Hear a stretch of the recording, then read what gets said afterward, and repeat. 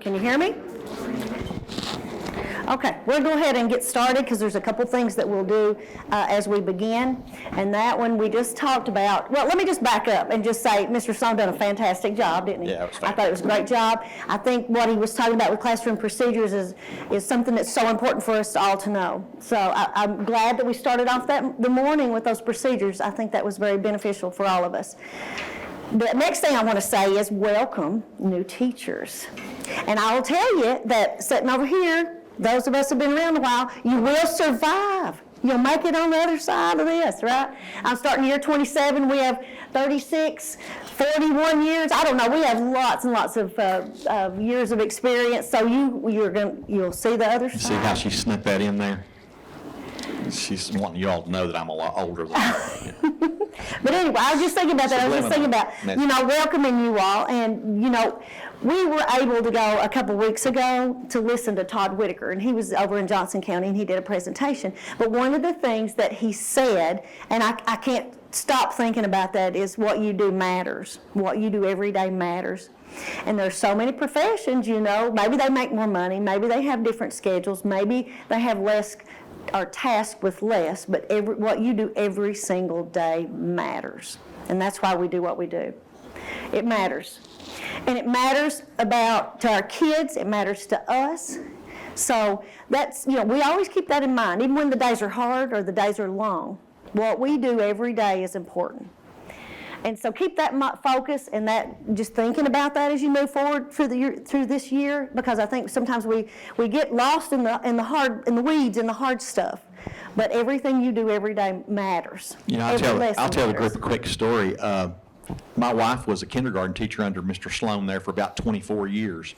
And the one thing that she said to me just the other day, and I had forgotten that he was even coming, we talk about him often because he's such a fine person and such a great leader, but when he would do his professional development with his teachers, he always modeled good teaching strategies.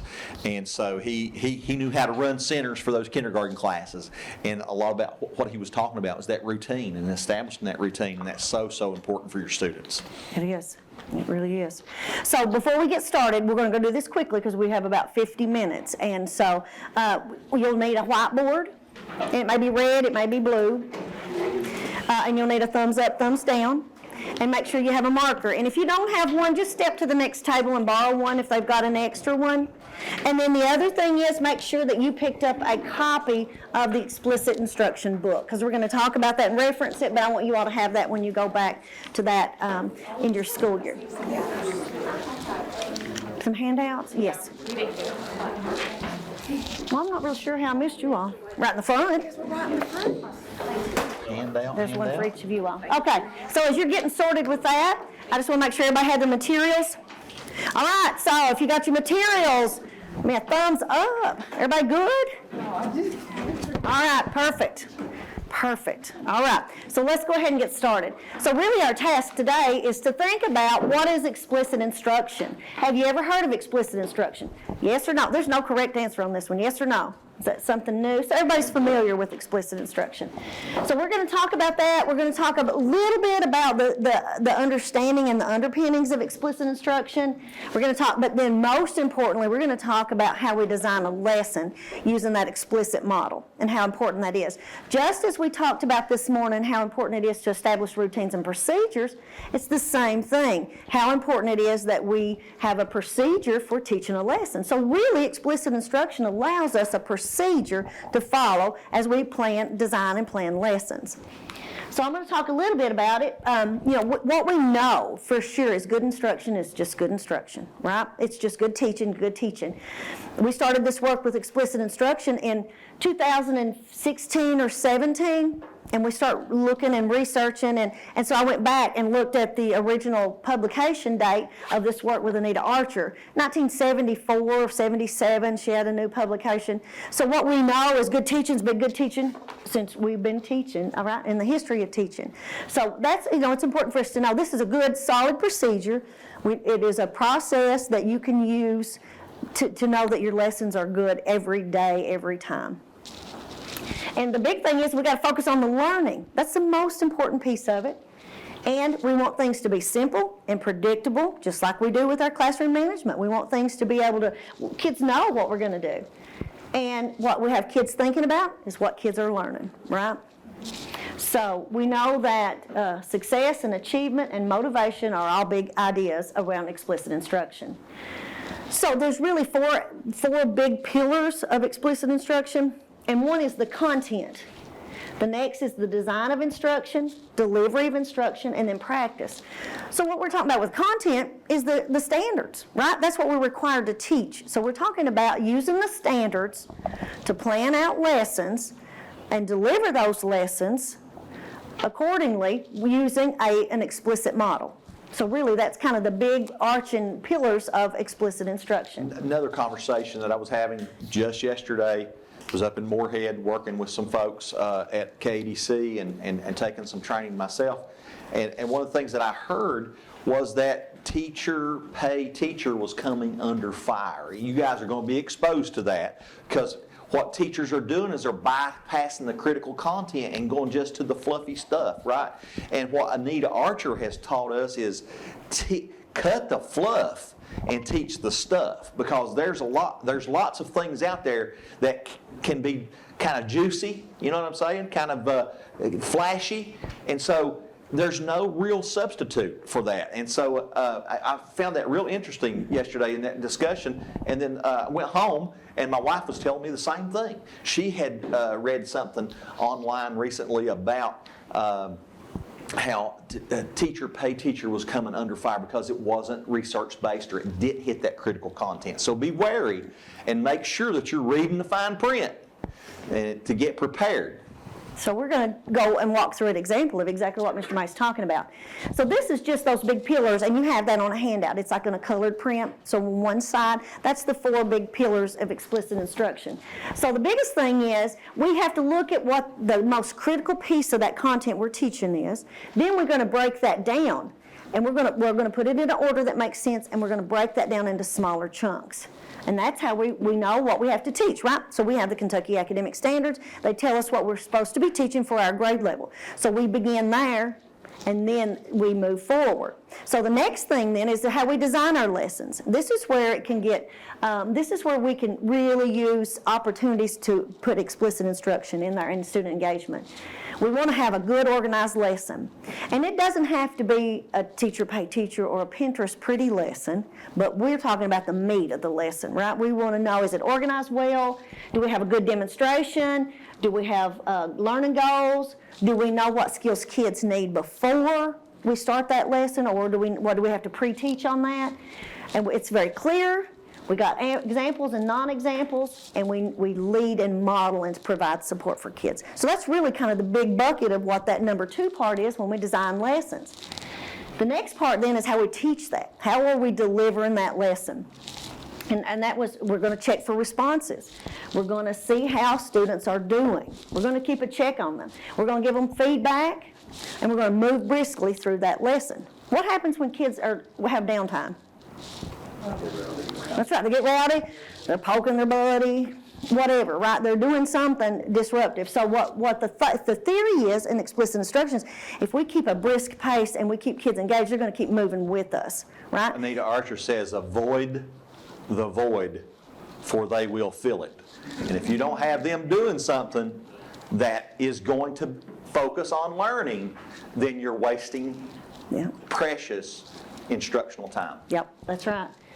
And another thing is when we deliver, how do we help kids organize their thinking, right? We're always thinking about how do we help kids organize that? Because we could have have you ever had one of those days when you just had so much overload of information that you're having a hard time filing it and finding a place to store that? Well, that might happen for our kids too. So as we're thinking about when we teach our lessons, we got to think about time for kids to reflect, time for kids to talk about what they've learned, to process information, but then also to collect that in some maybe organizer or note structure or something.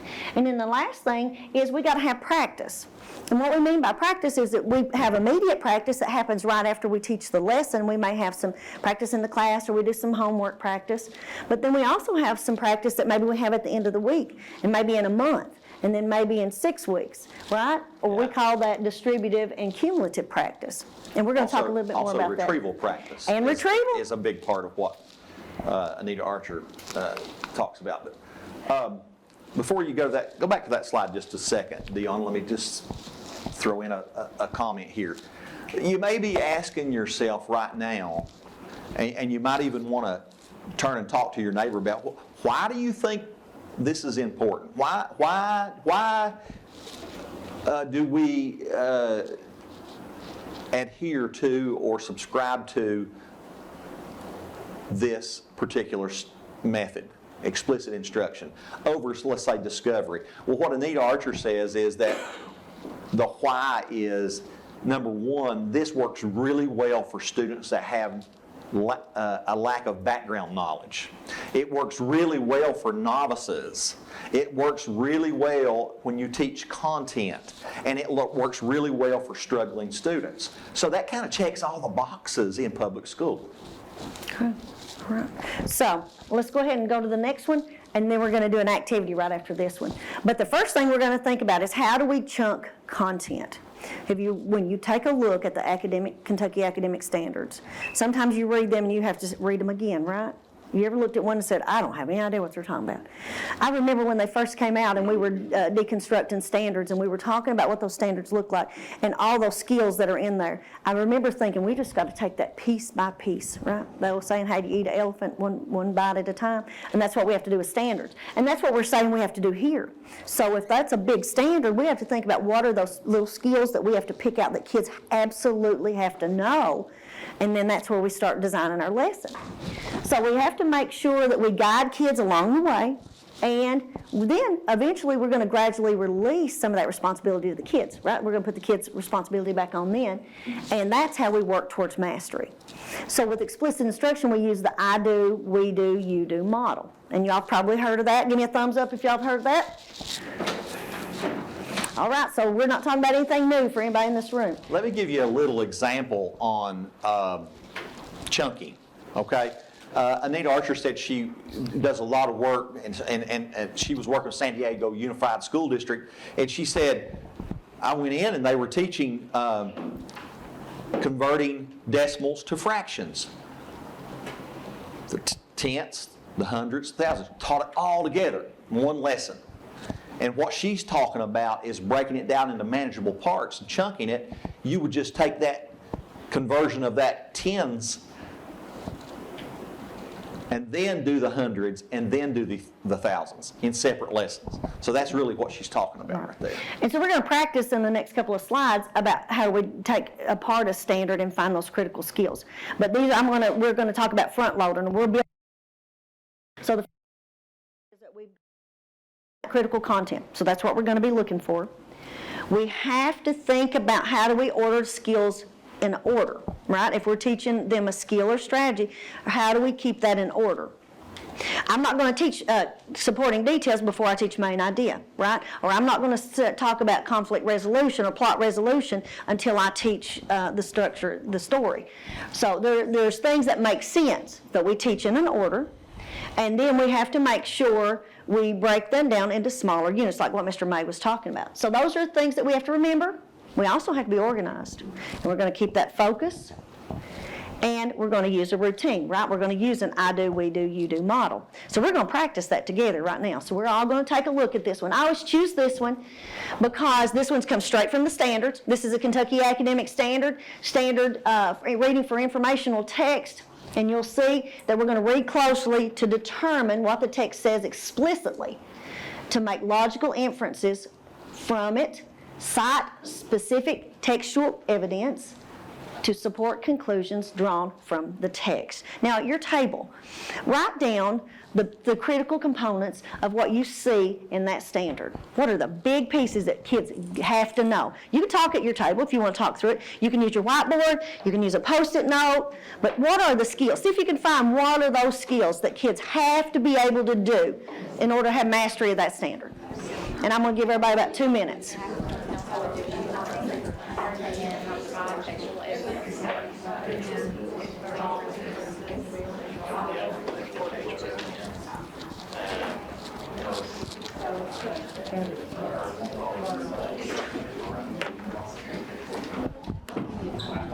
Okay, good. Okay. Okay. Tell me if we get more, because we just take too much time to make. Like this.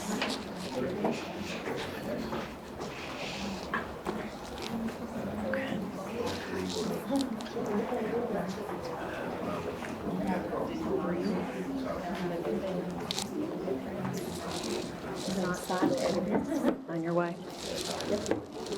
You got it? I'll know you're finished when I represented it at your table gives me the thumbs up. If you're not finished, keep working.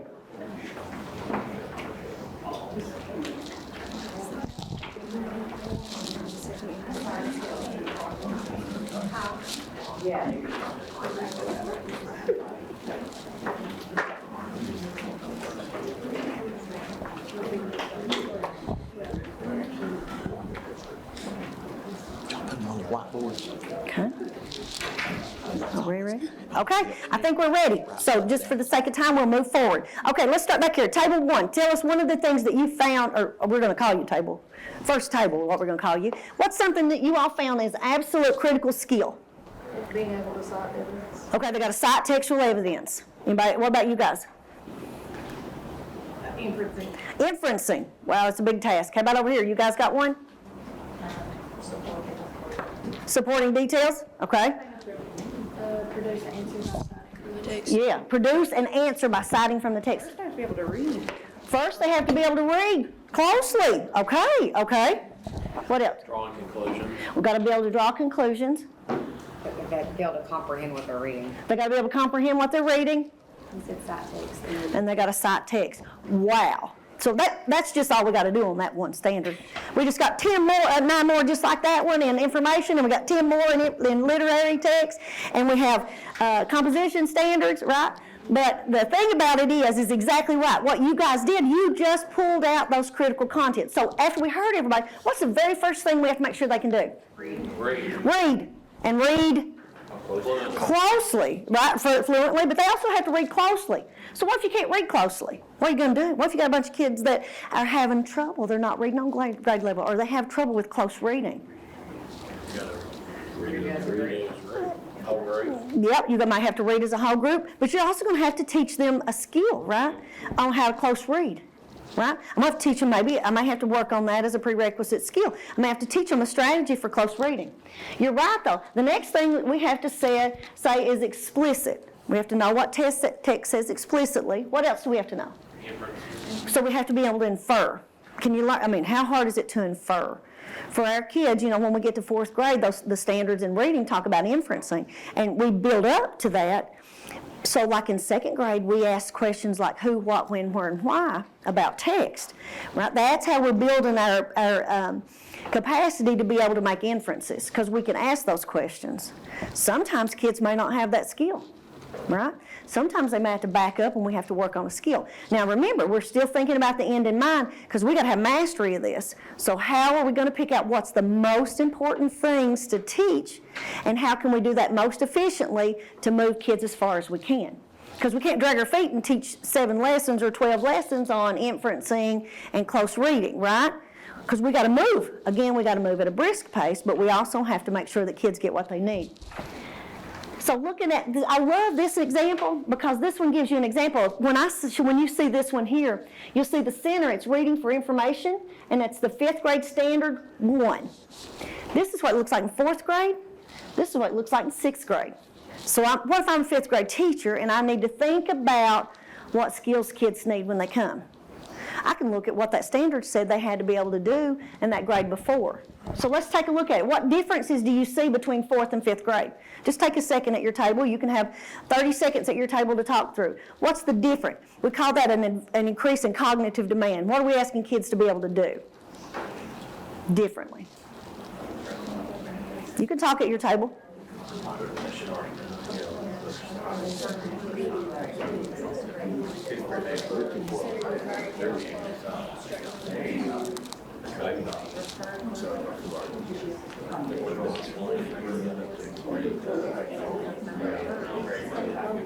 I'll know you're ready to discuss when you give me a thumbs up. A representative at your table gives me a thumbs up.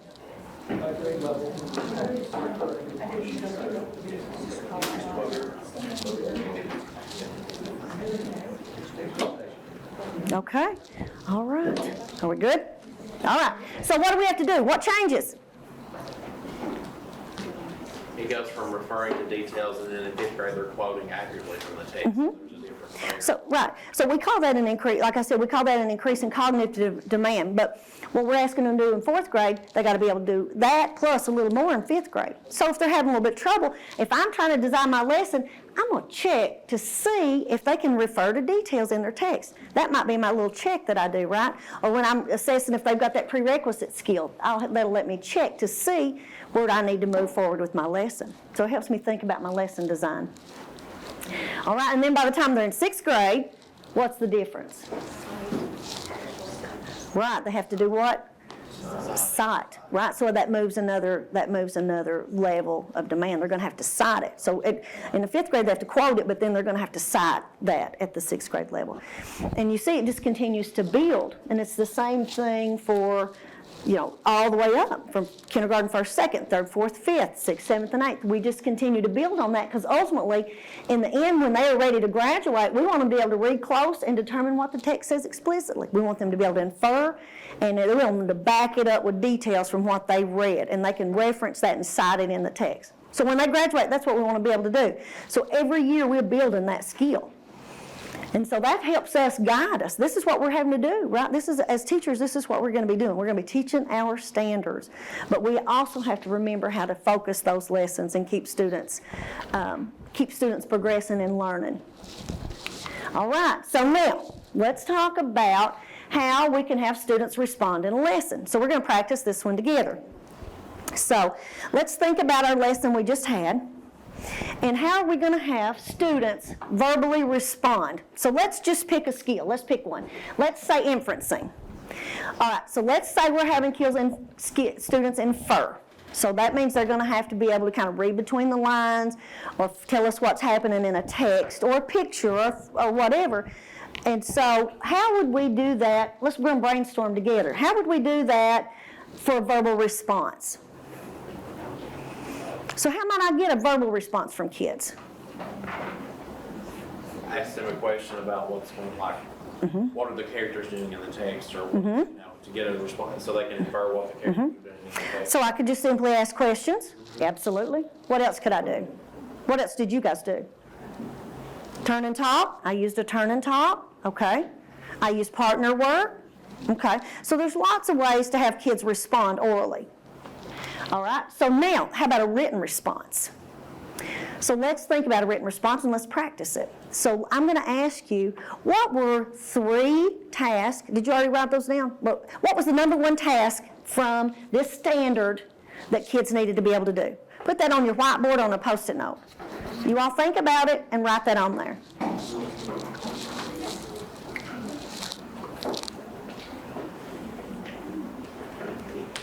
Okay, now, what I'm going to ask you to do is I'm going to just tell you, I'm going to say you're a 1, 2, 1, you're a 1, a 2, a 1, 2, 1, 1, 2, 1, 2, 1, and I'm going to start with you. You're a 1, 2, 1, 2, 1. You're a 1, 2, 1, 2. So everybody that's in here, if you're a 1, turn to your partner and tell them what you wrote down. Okay? Now, if you're a 2, turn around and tell your partner what you heard them say plus what you think. All right? So what we just did there was we had kids respond orally, but we also had them write. So we had them think about something and then write it, and then they had to share it. So that's another way that we can have kids talking. Or I could have just told you we need to be able to closely read, we need to be able to make inferences, we might need to be able to cite textual evidence. If I told you, it's much less meaningful to you as a learner than if you learn it on your own or you have discussion about it, right? You go through that process and you think about it. All right? So now, what are we going to do for an action response? Somebody said it, I couldn't. Have them act it out. They could act it out? Okay. That's a good way to do it, right? If you're inferencing, has anybody got a good example? Right, can you think of an example? I use this example sometimes. So you got a little boy standing out and he's holding his ice cream. And you got a big yellow sun over here. And then you see drips of the ice cream on the ground. What's happening in the story? What's going on? It's melting. Why? Because it's hot, right? So kids can use contextual clues like that to make inferences about what's happening in a text. Or you may have somebody that's crying in the text, right? Or you may have somebody that's mad, or somebody that's angry, or somebody that's bullying. But they can act out how those responses are, what they're looking for in that text as they infer, right? So we can think about those. Some of our learners only, their primary learning modality is through acting it out. You may have a whole classroom full of kids, and a percentage of those kids learn just by doing those action responses. Mr. May and I both are probably those kids that can't sit in the classroom very long, but we got to get up and move. And so we think about those. We build those in. And all the time we're having kids respond, all the time during the lesson. Because let's say, Doug's not in here, but I was going to use Doug as an example. If Doug he doesn't want to answer something, Doug's going to check out while everybody else is talking or everybody else is raising their hand to answer. But if I have him engage in the activities that we're doing, then he has to come up with answers, right? It puts the learning back on the kid. It takes the responsibility away from just being teacher directed to being student engaged, and students have to be part of that learning. All right, so we're going to try one on your own now. So I'm going to let you all choose. We're going to have, like right over here in this corner right here, if you want to do the reading example, you can come over here and do reading. Back over here in the back where the pink sign is at, that'll be our math folks. If you want to do social studies over here, we're going to do an example, and then science back over here in the back. And so if you're a science teacher, you go back over here. If you're a social studies teacher, here. If you're doing math, back here, and reading over here. Now what you're going to do is you're going to come up with a task, and you're going to have kids, and here's some ideas for tasks. You're going to tell us how you come up with how you're going to have kids respond verbally, written, or in action. So I'm going to let you just get up and move. You can take your whiteboards with you if you want to write on them, your paper, pencil, whatever you want to do, and find a spot to work for just a minute. Perky, perky, perky, not pokey. Nita Archer says, keep that lesson perky. So move perkily. All right, so choose which one. All right, so remember, here's reading, back here's math, back here's science, and over here's social studies. Over here's social studies. And back here's science. Back here's math. If you want to. Science is back over here. So what we're asking you to do is look at the examples up here and come up with how you would kid. So, for example, let's talk about science. You guys are going to be teaching on plate tectonics, okay? So you've got a question. This is your question. When plates meet, what do they do? How are you going to ask that question and have kids respond verbally, in writing, or how they're going to act it out? So that's what your task is for the next 3 minutes. You guys got it, what we're doing? All right, so you got to figure out how you're going to have kids answer verbally, how you're going to have them write about something, or how they're going to act it out.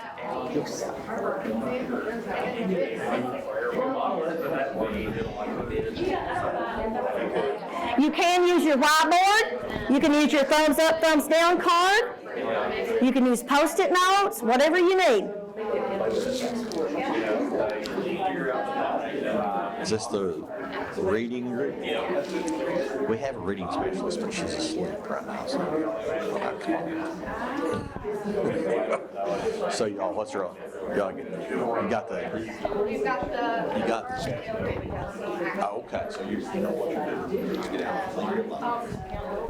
So you guys, how's this one? Y'all figured it out?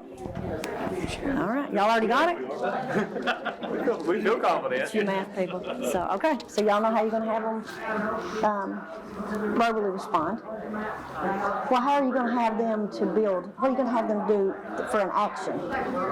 We said a few different things. Practicality on some of them were a little iffy depending on students and their behavior. But modeling, like physically give them a model and say, all right, you got a cow here with 4 legs, put that in right now, you're 4 minus off of your main total. And then give them a chicken and say, all right, activity or two often, like let them model it out Okay. physically, or let the kids stand up and like, all right, I'm a chicken, I'm on 2, or then like let somebody put their hands on their ground and say, all right, I'm a cow 4. Okay, and move people around physical models? Yeah. Okay, cool. All right. Behavioral issues that we can start Okay, there. so but you know that based on your class, right? You might have a procedure for that, right? You might have a procedure for how you're gonna have kids Act stand up. responsibly. So you're gonna have to pre-teach that a little bit, maybe. Okay. Okay. All right. So I was trying. If I ask you this question, the physical model, I think, is a great idea. How else could they build model? If you wanted them to do something, Draw it. they could draw it. So they could draw a vision. They could even put it on their whiteboard, right? They could draw. What would that look like? Has anybody figured out the answer to that one yet? The math one? I haven't tried to solve it. I could. We were talking about how we would try and get them to think about it and do it. Actually answer. Yeah. It took me a minute. It's funny. I started working real backwards. I know. And work backwards. I worked backwards when I was trying to figure it out. So I started with 66 and I was trying to figure out how many I multiply by 4. Right? So I just start with a number. Is everybody ready? Or if you're ready, somebody around hold up a thumbs up. Y'all need more time? Does anybody need more time? 1 minute, 2 minutes? Time. Anybody need more time? 1 minute or 2. Y'all good? Math group's good? Science, social studies, you guys good? All right, perfect. So let's just take a minute and let's talk about it. So let's just start around the room. Reading, which did you choose? We did Austin. Vocabulary. Okay, so let's go with vocabulary. Yeah, we're going to do the turn and talk. Okay. In terms of the partner and discuss what they thought the words meant. And then for the written response, like Mr. Sloan did with the Fraggle model, they could take the vocabulary where it had in the middle and break it out like, their definition, example, non-example. We did that for the written response. Okay. And then the action response, I did it in my classroom last year where you write the vocabulary words like the mat of a twister, and you throw the slime at almost a quick recall, and they throw the slime at the vocabulary word. Okay. All right. So they're identifying and they're making connection with that vocabulary word. So did they have all 3? All right. Good job, reading group. Thank you. All right, math group? Sorry. We said for our verbal response, literally raise your hand, talk about it, have an answer, and have you some kind of backup to go with that. So this is what I done. So on the written response, whiteboard's a great example of using a whiteboard in the math classroom. Is to say, all right, solve it, write it all down, let me come around and look at it. Maybe after we do it, you hold it up, let everybody else see it. You gotta get a verbal and written response with that. Action, we said, depending on our classroom and our kids, you be able to model it physically with their own body, maybe and give them miniature versions of something, or if you want them to draw it, if you have whiteboards or whatever, just something they have to physically model it out and write it down on paper and then explain why. Okay. Good. Thank you. Science? For verbal, you can group them up in partners or small groups and let them research plate boundaries and such, and come up with like 5 points to talk about, come up to the front class and talk about. For the written response, we basically did like a drawing or foldable they could do over the convergent divergent boundaries, or research something in the community about the plates or like a historical plate. And for the action response, we did like a home group activity where like one group could walk one way of the plate, and walk the other way, and kind of represent that. Okay, great. All right, they get all 3?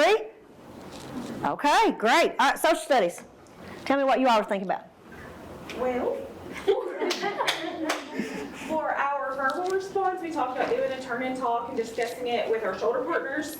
And there was another one, I don't remember what it was. Okay. And then for our written response, where we have import, export, we made a triangle and we connected. So we'll start, how does import connect to export? How does it connect to trade? And then in the center, you could have maybe like different bartering or you know, different designs like that. And then for action, you'll have each student would maybe have something a little different, or different groups. They would have some M&Ms, some Skittles, some Starburst, some Hershey Kisses, and they would work on selling and trading, importing, exporting, and they could each represent different countries with what good they have. That's a great job. Great job. Okay, looking around at the people that are in your group. All right, remember those people, because we're going to come back to this group in just a second. We're going to do another little lesson activity. So let's take a look. And we're going to get ready to do that. So you can come back to your table, but be prepared to jump back up in just a second.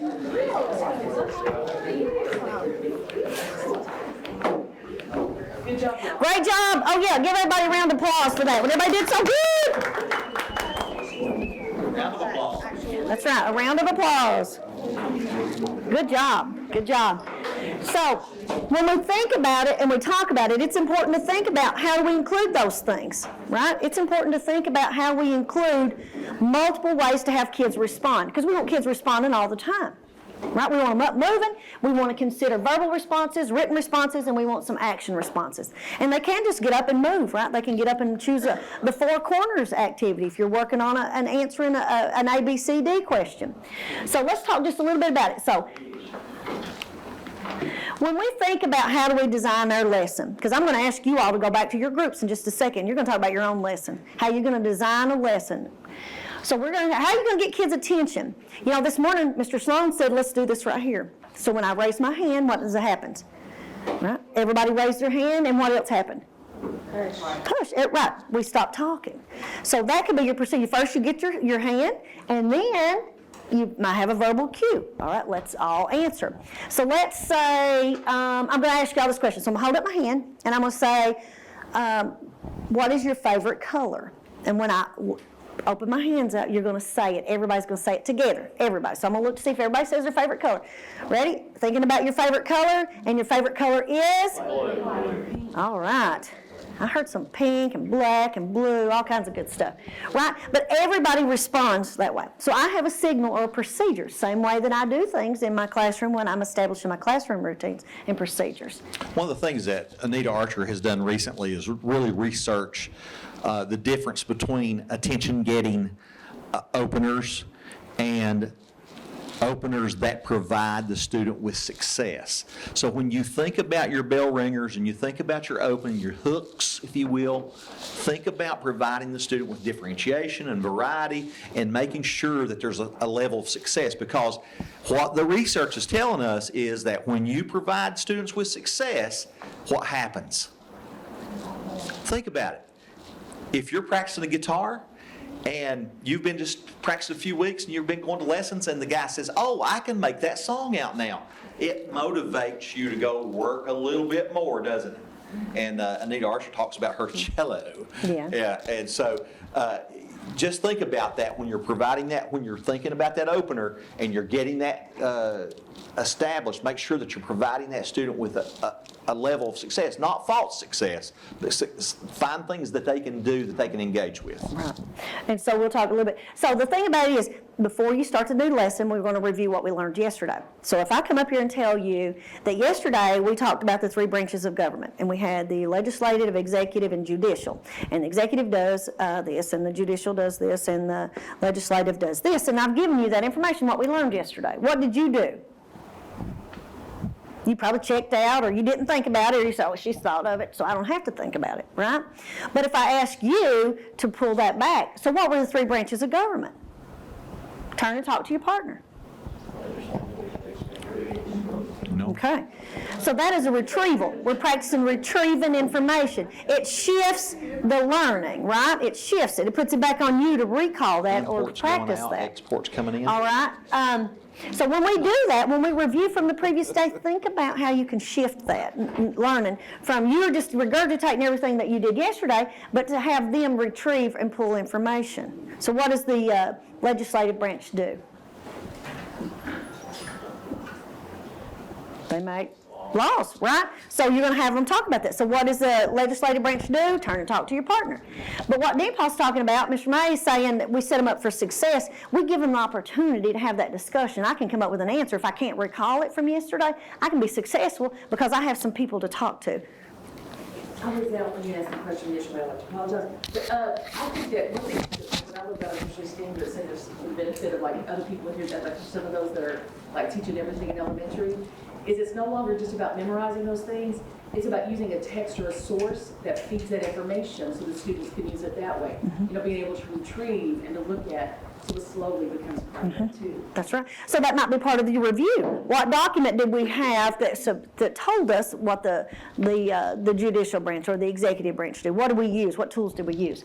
Thinking about that when you're designing your lesson, and then you're going to preview. We're going to talk about today the functions of the legislative branch. Okay, so we're previewing what we're going to do, and then we move into it. So this is the actual lesson design. For today's purposes, we're going to look at right here. We're just going to look at how we're doing a skill or strategy. So the very first thing we're going to do is how we're going to get the kids' attention. What are the prerequisite skills? What's our goal? So we're going to ask you to write that down, and you can move quickly. We're just going to spend a few minutes on it. And then we're going to tell me how you're going to model that. You're going to tell us how you model that. You're going to choose your content area lesson, and then you're going to talk about how do you prompt or guide kids through that, and then how you do an unprompted practice. So everybody grab your whiteboards. So let's say we did a lesson yesterday on half. Let's say we did a lesson on fractions. And yesterday we did a lesson and we talked about half. So half of something, or what, Stephanie, would we call that another word? We talked about if it was Symmetrical, right? So we're either talking about half, or let's say we talked about symmetrical. So what I'm going to ask you to do is draw a symbol and show me half. You can draw a circle, a square, whatever it is. You draw something and show me half. And so I'm going to come around and check. Okay, so you're showing me half. All right, good. Got it. Got it. Got it. Good, half. Okay, so you represent it. Great job, way to represent that. You did numbers and symbols. All right, great, great. All right, great, great. All symmetrical. So now look at your picture and show your partner. Is it symmetrical? Is it half? Did you use numbers or did you use models to represent? Okay, great job. Now, erase that or just mark that off to the side. Now, show me a non-example. What is not symmetrical? Show me what is not symmetrical.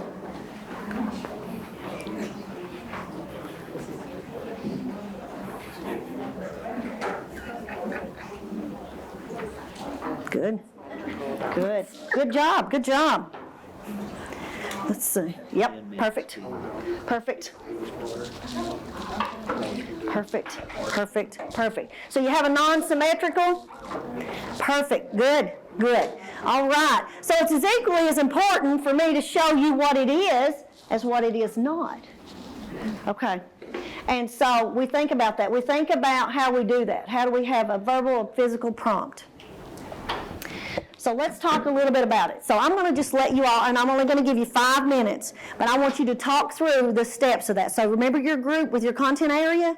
I want you to go back to that group, and one of you take your lesson plan, and you think through a lesson. So y'all get a pick, because you know what you're getting ready to start teaching. School's going to start back real soon. You know what you're teaching. Choose something that you know you're going to start with.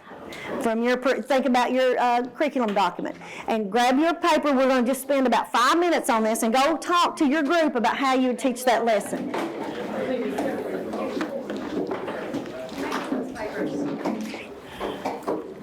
And I'm going to give us all 5 minutes. It's because we're almost out of time.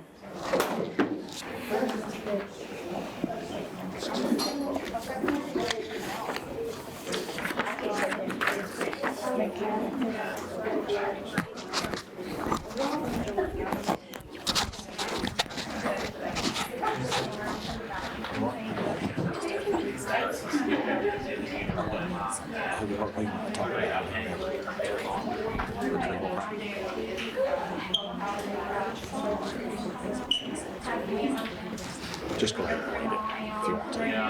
Just go ahead, it's fine. And I'll just so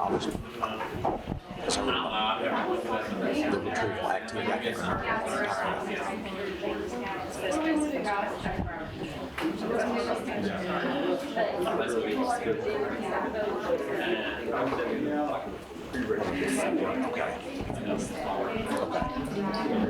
I'll do it. Yeah.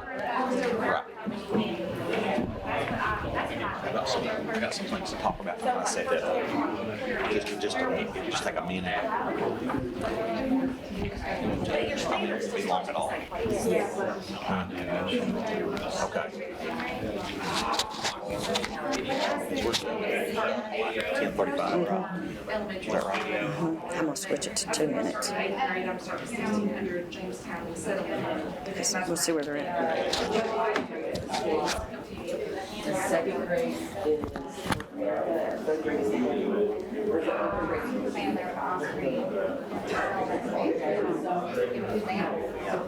How's it going? Good? Good.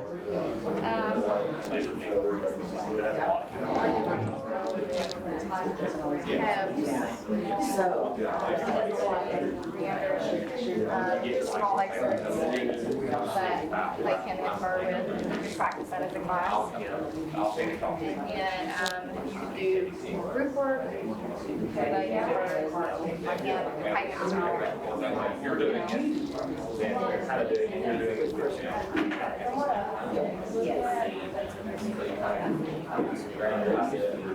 but I think also too, and like there's no such thing as an inquiry request, it's an inquiry.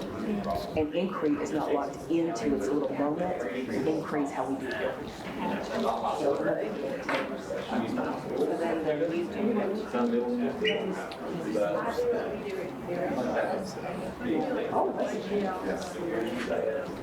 So we're supposed to discuss where we have to start.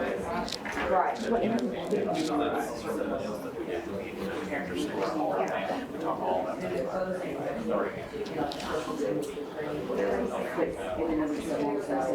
At the car station, did you pick what happened?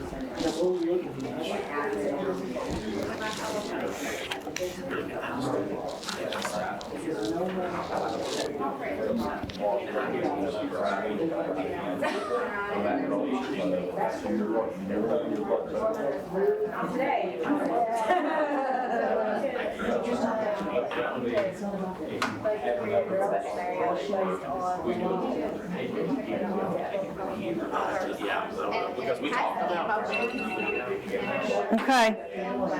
Do you all need another minute, or are we good? Always check for One- understanding before you move to the we do. I know. Okay. Do we need another Check minute? for scaffolding using graphic organizer. 1 minute? Okay, I'm gonna give everybody 1 more minute, and then we'll And then that I do it part is gonna be your demonstration. move back to our seats when we're finished. Okay. But you're working through, you give a visual and give them an auditory. As many modes of learning that you can throw in there is really important too. Okay?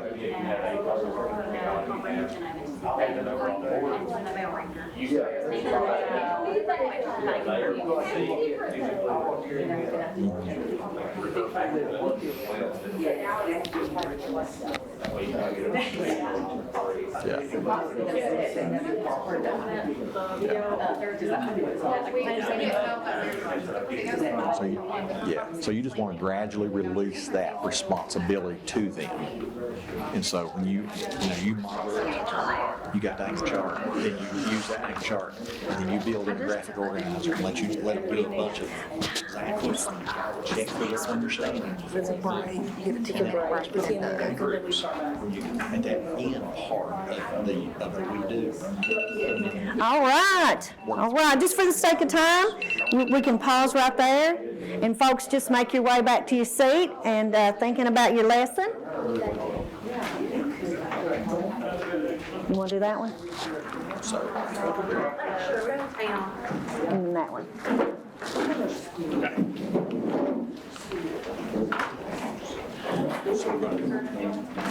Yeah, let's go on to that one. Good. All right, so we're glad you all were able to talk to some people who do the same job that you do. Maybe you had a little different grade levels, but it was good to think about and plan for lessons for those. We are on as far as time, we're going to move on, and Mr. May's going to talk just a little bit about that fourth and final pillar of explicit instruction, and that's the practice piece. Dion always likes to give the practice part to me because I did a lot of practice over the years. I was also a basketball coach, and one of my favorite videos is when Allen Iverson talked. He said, "We're talking about practice, right? Anybody seen that? Any basketball people in here? We're talking about practice." So when we talk about practice, really what we're talking about is learning, okay? And the quality of that learning, where our goal for all of our lessons is, and Anita Archer says this, if you look her up, she got a ton of video. She says the goal of the lesson is learning, and more what? Learning. She's all the time. So when we talk about practice, like Allen Iverson did, we're talking about how much practice, and also, so we're talking about the quantity of our practice efforts, our repetitions, and the quality. Okay? So in order to have quality, you've got to be able to do some things. And so when we're really thinking about learning, we're talking about moving information from our working memory to our permanent memory. Okay? When we truly learn something, it's there, right? We can recall it, we can give examples, we can do all those things. So working memory is having that memory intact long enough that we can apply it to something. But when we move it from working memory to permanent memory, that's when it crystallizes for us, okay? And in order to do that, you got to do a lot of these things, right? You got to have retrieval practice. We said incorporate retrieval practice even into your lesson opening, right? Incorporate lesson retrieval practice into your closing. And one of the things that Archer says a lot is the lesson part that we never get to is that closing, right? We go, oh, time's up, move on. We never get to the closing. So it's important that in both of those elements we work in checking for understanding and repetition and retrieval of information from a blank slate, because when you practice that, this thing up here is a muscle. And when we practice that and we do it with quality and we provide students with immediate feedback, we give them affirmative if they're getting it right. We tell them, hey, this is great, specific praise, right? And then we might give them some direction, right? We might say, hey, have you thought about this? Maybe this is the way to do it. And then we give them this is the way you do it, right? This is the answer. This is how you get the answer. So we have to take them back through those processes. But research here, it says, is striking for all. Active retrieval practice strengthens memory and builds connections. That's what we're after. We're after moving from working memory to permanent memory. And then if we employ distributive practice, what we're talking about here is the practice of a skill or skill set in sessions that are short duration and spaced over time. So can you think of an example of that? Put your thinking caps on. Turn to your neighbor and see if you can come up with an example real quick, and somebody be ready to share out at each table on what you think distributive practice looks like. Yeah. We're going to do this one. Dion and I work together a lot. She either gives me the timeout or the raised eyebrow. It means to shut up. Okay, Mr. Sloan was like, that means raise your hand, right? Raise your hand. We're always in a competition to see who can talk the most, if you haven't been able to figure that out yet. All right, so we don't have a lot of time, so let's hear I heard you just talking loud right here. I'm gonna put you right on the spot. What do you think about distributive practice? I said citing evidence, that's something that they do year round, and so they'd be practicing it throughout the year, and she said, what did you say? Do you remember? That's good, that's good. How about, any math people in here? We have a math example, anybody? Right here. We said that with pulling back from maybe 2 weeks ago and say, all right, we learned how to multiply this 2 weeks ago, so on Today, we've already moved to division, but let's multiply today for a second, and just remember that and recall from a previous lesson that you've done. I think that's it. Yeah, great job. That's good. Great job. I think that's exactly what we're talking about, is we're spacing it out a little bit. We teach that skill and we work it to death. We take it through the I do it, we do it, you do it, and we go away from it. We teach something else and we come back to it. Maybe at the end of the week, we come back to it. And so that we're constantly going back to those skills and making sure that we're moving it from working memory to permanent memory, right? And then your cumulative practice. This practice involves adding related skills to skills that were previously acquired in practice. Sounds a lot like what we just said, but we train those two skills independently to criterion and then practice them together. So we mix them up, right? So we put two skills in there. So that's really what we're talking about. Doug, I see you back there, buddy. Yeah. He must be ready to go. He's like, do we get this? We get the raised eyebrows, we get the timeout, all kinds of things. These people drive me crazy with these subliminal messages, right? But we're going to quit. So let's practice now. Let's practice. Can you recall? Doug, I'm going to put you on the spot if you're not careful. Can you recall what are the 4 elements of explicit? I want you to do this. Write it on your board, write it on your whiteboard, and get ready to share that out. And then what are the 4 elements of explicit instruction that Dion talked to you so eloquently about? And then what are the parts of an explicit lesson plan when teaching a skill or strategy? Okay? Remember, this is teaching skills and strategies. That I do it, we do it, you do it. It's teaching skills and strategies. So what are those parts? Go ahead and have a time. Have a time at it. You want this? You're going to take this away from me. See that? We can use this as an exit slip. So we got timeout, cut it, touch your neck, We cut into break. raise your eyebrows, shut up. We're gonna. All right. So as you finish those, talk to your partner and check to see if you all had the right answer. And we're going to transition then into a break, because we've got to transition into some new sessions. All right. So this can be their exit slip, Mr. May. This is your exit slip. Hold those things up. Hold those things up. We got content, design, delivery, and practice. I think those are all good. That's right. You got it. And you did it together. You all team. I do it, we do it, you do it. Those I are got the it 3 back lessons. here. Yes. Yep. Can we see you? Raise those cards. I do it, we do it, you do it. Got it. Very good. Got it. Very good. Got it. And over here, Got it. yeah. Got so it. I'm walking around, looking around, talking around. I'm making sure.